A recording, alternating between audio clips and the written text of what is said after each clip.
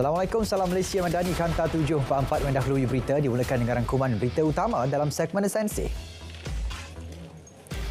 SPR tidak merancang untuk melaksanakan kajian semula persepadanan bagi negeri-negeri Tanah Melayu dan Sabah buat masa ini.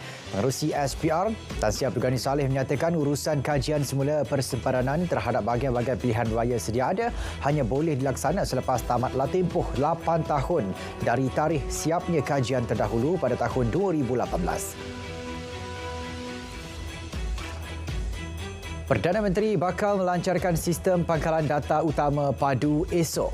Kementerian Ekonomi dalam laman Facebook memaklumkan sistem tersebut boleh diakses secara rasmi selepas majlis pelancaran. Semua rakyat yang berusia 18 tahun ke atas perlu mendaftar dan membuat simakan data serta mengawas kini juga mengesahkan 39 maklumat diri yang diperlukan. 395,870 calon mendaftar untuk menduduki peperiksaan SPM 2023 di 3,340 pusat peperiksaan seluruh negara. Nyataan Kementerian Pendidikan menyebut peperiksaan SPM bermula 8 Januari hingga 7 Mac. Lebih 129,000 petugas peperiksaan telah dilantik bagi memastikan kelancaran pengendalian peperiksaan tersebut. Prosedur operasi standard SOP mengekang penularan COVID-19 di sekolah dan institusi pendidikan oleh Kementerian Pendidikan masih terpakai hingga kini. Justru warga sekolah termasuk guru dan pelajar digalak memakai pelitup muka selain perlu melakukan ujian kendiri sekiranya bergejala. Jabatan Pendidikan Negeri Kelantan membenarkan murid dan pelajar sekolah yang terjejas akibat banjir untuk hadir berpakaian biasa apabila sesi persekolahan bermula esok. Pengarahnya memberitahu kelonggaran itu diberikan hingga satu tempoh yang akan dimaklumkan semula. Semua sekolah di Kelantan yang terjejas akibat banjir dan dijadikan PPS juga akan dibuka esok. Lebih 2,000 penduduk terputus hubungan akibat Jalan Jeli Kuala Balah runtuh. Sementara itu, penduduk terjejas banjir di Kelantan berkurang kepada 26 orang berbanding 1,142 orang pagi tadi. Hanya satu PPS masih dibuka di daerah Pasir Mas. Di Johor, penduduk terjejas hanya 25 orang. Mereka berselindung di satu PPS di Segamat. Di Pahang, 29 orang penduduk masih terjejas banjir. 2 PPS masih dibuka di daerah Marat. Angkatan Pertahanan Awam Negeri Kedah sentiasa dalam keadaan bersedia jika diperlukan untuk memberi bantuan ke Pantai Timur. Pasukan dilengkapi sebuah lori, kenderaan pacuan 4 roda, bot penyelamat dan 40 unit jaket keselamatan. APM Kedah sentiasa bekerjasama erat dengan Jawatankuasa Pengurusan Bencana Pusat yang diuruskan Agensi Pengurusan Bencana Negara, NADMA.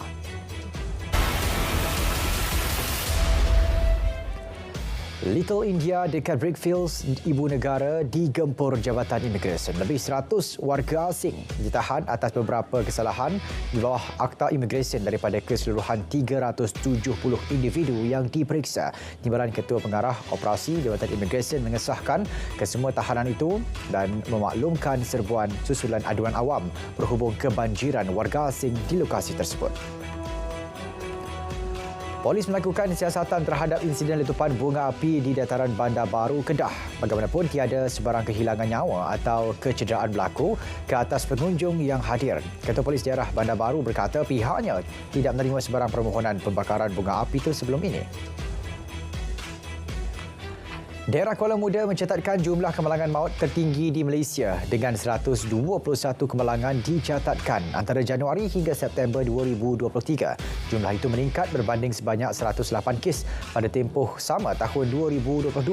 Ketika ini, 2 universiti yang menganggotai Majlis Keselamatan Jalan Raya sedang menjalankan kajian mengenai faktor yang membawa kepada jumlah berlakunya kemalangan maut di daerah itu. PDRM melakukan ambang tahun baru 2024 bermula pada pukul 8 malam 31 Disember hingga 5 pagi 1 Januari 2024. Pengarah Jabatan Siasatan dan Penguatkuasaan Trafik 1 menyatakan ia bagi memastikan perjalanan kenderaan berjalan dengan lancar dan mengurangkan kesesakan lalu lintas. Sebanyak 4,378 petugas terlibat bagi operasi tersebut di seluruh negara. Sekumpulan individu disyaki menunggang motosikal secara berbahaya ditahan dalam Op Ambang Tahun Baru 2024 di beberapa lokasi sekitar Alun Star Kedah. Ketua Polis Daerah Kota Star mengesahkan penahanan lebih 400 penunggang dan pembonceng motosikal. 340 saman pelbagai kesalahan telah dikeluarkan. 200 penunggang motosikal dikenakan saman atas pelbagai kesalahan dan 11 motosikal disita dalam Ops Malam Tahun Baru JSPT Kuala Lumpur. Operasi yang dijalankan sekitar Jalan Raja Laut dan Jalan Tun Razak bermula pukul 9 malam turut melibatkan 30 pegawai dan 120 anggota. Antara kesalahan termasuk tiada lesen memandu, cukai jalan dan melakukan pengubahsuaian pada kenderaan.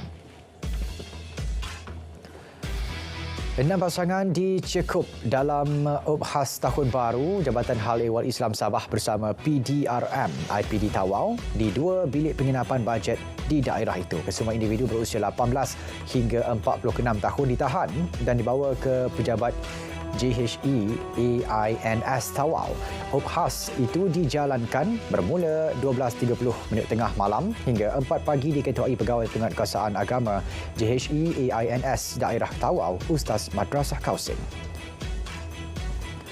7 pasangan ditahan Penguatkuasa Jabatan Hal Ehwal Agama Islam Pulau Pinang dalam operasi Ambang Tahun Baru 2024. Beberapa rumah tumpangan serta hotel bajet sekitar Georgetown diperiksa. Antara alasan yang diberi menginap bersama pasangan bukan mahram kerana penat dan perlu berehat selepas meraihkan sambutan Tahun Baru. Seramai 13 bayi tahun baru dilahirkan di seluruh negeri Pahang. Bayi tahun baru tersebut terdiri 5 bayi perempuan dan 8 bayi lelaki.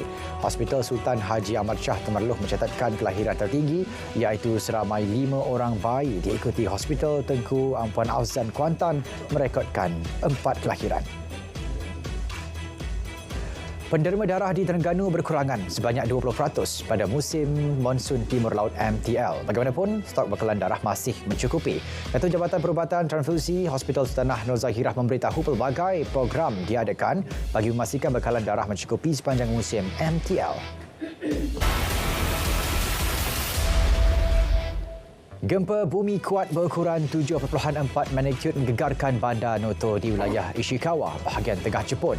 Agensi Meteorologi Jepun mengeluarkan amaran tsunami untuk daerah Noto dengan menggesa orang ramai segera berpindah.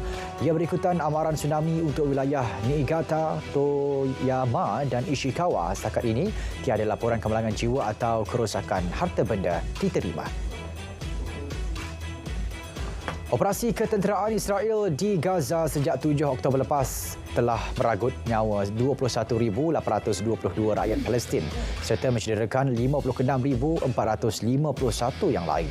Kementerian Kesihatan Gaza melaporkan angka itu termasuk 150 rakyat Palestin yang terbunuh dan 286 yang cedera dalam tempoh 24 jam lepas. Dianggarkan 7,000 mangsa masih terperangkap bawah runtuhan bangunan akibat serangan tentera Zionis.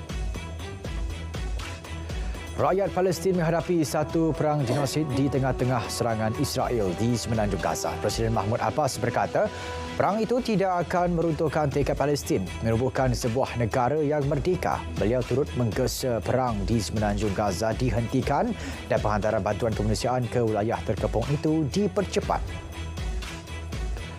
Pejuang Hamas melancarkan peluru berpandu ke arah sasaran tentera Israel. Menurut Hamas, ia merupakan serangan terakhir pada 2023 ke atas rejim Zionis. Namun media tempatan tidak dapat mengesahkan lokasi sebenar serangan itu dilancarkan.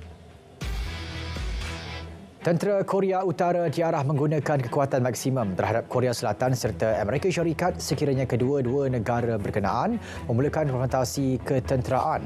Dalam amanat tahun baru kepada pegawai pemerintah utama di Pyongyang, Kim Jong-un mengarahkan pihak tentera memusnahkan musuh jika diprovokasi. Ratu Denmark, Ratu Margaret II mengumumkan hasrat untuk turun takhta semasa ucapan ambang tahun barunya. Berusia 83 tahun, baginda bertitah akan secara rasmi berundur pada 14 Januari selepas 5 dekad menduduki takhta. Baginda akan digantikan anak sulungnya, Putera Mahkota Frederick yang berusia 55 tahun. Penganjuran program jualan rahmah akan diperluas di setiap kawasan parlimen tahun ini. Barangan jualan juga akan ditambah. Bermula bulan ini juga, KPDN akan membuat kibahan penjadualan program jualan rahmah dengan lebih awal melalui laman web KPDN. Keputusan Bank Negara untuk tidak mengikuti langkah Amerika Syarikat menaikkan kadar faedah secara agresif sepanjang 2023 berjaya menyokong pertumbuhan domestik. Profesor Dr. Jemaah Kwame Sundaram berpandangan langkah itu juga berjaya mengurangkan beban rakyat dengan keberhutangan yang tinggi. Kementerian Pelancongan Seni dan Budaya MOTAK sasar 35.6 juta kemasukan pelancong sepanjang Tahun Melawat Malaysia 2026 VM 2026. Menteri Pelancongan Seni dan Budaya menyatakan semua persiapan berstrategi dan efisien untuk mengaktifkan kempen VM 2026 perlu dimulakan bagi memastikan ia berjaya. Kerajaan Negeri Melaka bersedia menyalurkan informasi yang diperlukan media demi mengangkat sektor pelancongan. Selain itu, dana tambahan RM2 juta yang diterima Melaka bakal digunakan bagi merancakkan Tahun Melawat Melaka 2024 TMM 2024. Lebih 40,000 pengunjung memeriahkan pelancaran TMM 2024 di Bengkalan Rama. Rakyat berperanan sebagai duta pelancongan dalam menjayakan Tahun Melawat Perak 2024. Menteri Besar Perak berkata lebih daripada 120 acara telah dimasukkan ke dalam kalender pelancongan negeri bagi tahun ini.